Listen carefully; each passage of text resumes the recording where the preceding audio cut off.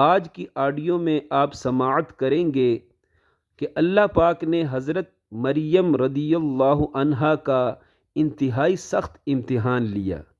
ایسا سخت امتحان لیا تھا جس کے لیے کوئی بھی دنیا دار لڑکی راضی کبھی بھی نہ ہو۔ اسی طرح آپ حضرت مریم کی 9 کرامتیں سنیں گے۔ عزیز ساتھیوں، ان 9 کرامتوں کی بنا پر اکثر عیسائی لوگ حضرت مریم کی عبادت کرتے ہیں، نعوذ باللہ من ذالک۔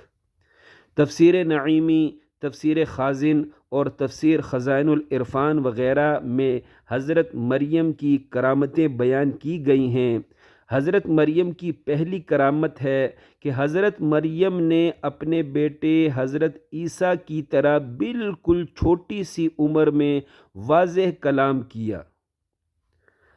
حضرت مریم کی دوسری کرامت ہے کہ بچپن میں حضرت مریم کے لیے جنتی رزق آتا تھا، یعنی بے موسمے جنتی پھل آتے تھے، اسی لیے حضرت مریم کو کبھی بھی کسی بھی عورت کا دودھ پینے کی ضرورت پیش نہیں آئی۔ تیسری کرامت، حضرت مریم 13 سال کی چھوٹی سی عمر میں بغیر کسی مرد کے حاملہ ہو گئی۔ چوتھی کرامت، حاملہ عورت کمزور ہو جاتی ہے، لیکن حضرت مریم مدت حمل میں کھجور کے تنے کو پکڑ کر ہلا دیتی اور کھجور کے درخت کو ہلا کر اس اونچے درخت سے کھجوریں گرا کر کھا لیتی تھی، حالانکہ کھجور کے مضبوط تنے کو ہاتھی بھی نہیں ہلا سکتا۔ پانچویں کرامت، باوجود لڑکی ہونے کے اللہ پاک نے حضرت مریم کو اپنے گھر بیت المقدس کی خدمت کے لیے چن لیا۔ اللہ پاک نے یہ اعزاز کسی دوسری عورت کو عطا نہیں کیا۔ چھٹی کرامت، حضرت مریم نے فرشتوں سے بھی باہمی مکالمہ کیا۔ اور ساتویں کرامت، حضرت مریم نے اللہ پاک سے بھی باہمی مکالمہ کیا۔ آٹھویں کرامت، حضرت عیسیٰ کی پیدائش چونکہ حضرت مریم کی کرامت ہے، اس لیے حضرت عیسیٰ عام بچوں کی طرح ماں کے پیٹ میں چند مہینے نہیں ٹھہرے، بلکہ تفسیر جلالین سورہ مریم آیت نمبر 22 کے تحت لکھا ہے، جب حضرت جبریل علیہ السلام نے حضرت مریم میں پھونک پھونکی تو اس کے بعد چند لمحوں میں حضرت عیسیٰ علیہ السلام پیدا ہو گئے۔ 9ویں کرامت، حضرت مریم ایسے امتحان سے گزری ہیں کہ دنیا کی کوئی بھی عزت دار لڑکی دنیاوی مفاد کے لیے ایسے امتحان کے لیے کبھی راضی نہ ہوتی، یعنی بغیر عمل تزویج کے بچہ پیدا کرنے کے لیے کوئی عزت دار خاتون راضی نہیں ہوتی، لیکن اللہ پاک کی رضا کے لیے اپنی عزت شہرت کی پرواہ کیے بغیر حضرت مریم اس کڑے امتحان کے لیے تیار ہو گئی، راضی ہو گئی،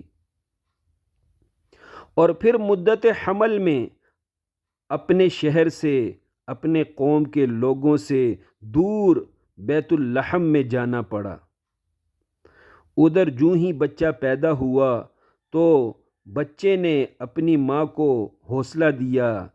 انمول بچے حضرت عیسیٰ علیہ السلام نے اپنی ماں کو تسلی دیتے ہوئے بڑا حوصلہ بخش کلام کیا اور کہا، لا تحزنی، ماں غم مت کھا۔ اس بے مثال بچے نے مزید اپنی ماں کو حوصلہ دیتے ہوئے کہا، ماں اگر کوئی بھی تجھ سے میرے بارے میں پوچھے کہ میں کیسے اور کس سے پیدا ہوا تو پیاری ماں اشارتاً جواب دینا کہ میں نے چپ کا روزہ رکھا ہے، اور میری طرف اشارہ کر دینا کہ اس بچے سے سوال جواب پوچھو، اس بچے سے سوال جواب کرو۔ حضرت عیسیٰ علیہ السلام نے جب یہ تسلی بخش باتیں کی تو حضرت مریم کو اپنی اس بچے پہ بہت پیار آیا، حضرت مریم کا حوصلہ بڑھا اور حضرت مریم کو اپنی قوم کے لوگوں کے سامنے آنے کا حوصلہ ملا، یعنی حضرت مریم کو یقین ہو گیا کہ اب یہ میرا بچہ میری قوم کے لوگوں کے تمام سوالات کے جوابات خود دے دے گا اور میری پاک دامنی کو واضح کر دے گا۔ چنانچہ حضرت مریم اپنے بچے کو گود میں اٹھا کر اپنے قوم کے لوگوں کے پاس آ گئی، یعنی اپنے گھر میں آ گئی۔ قوم والے بولے، اے مریم، تیرے والدین تو بڑے پاک دامن تھے، تو پھر تو نے یہ برا کام کیوں کیا؟ حضرت مریم نے بچے کی طرف اشارہ کیا کہ اس سے پوچھو۔ قوم والے غصے سے بولے، اے مریم، دودھ پیتے بچے سے ہم کیسے سوال جواب کر سکتے ہیں؟ اس پر فوراً دودھ پیتا بچہ حضرت عیسیٰ ہم کلام ہوا، واضح گفتگو کی اور اپنی ماں کی پاک دامنی تمام لوگوں پر بالکل واضح کر دی۔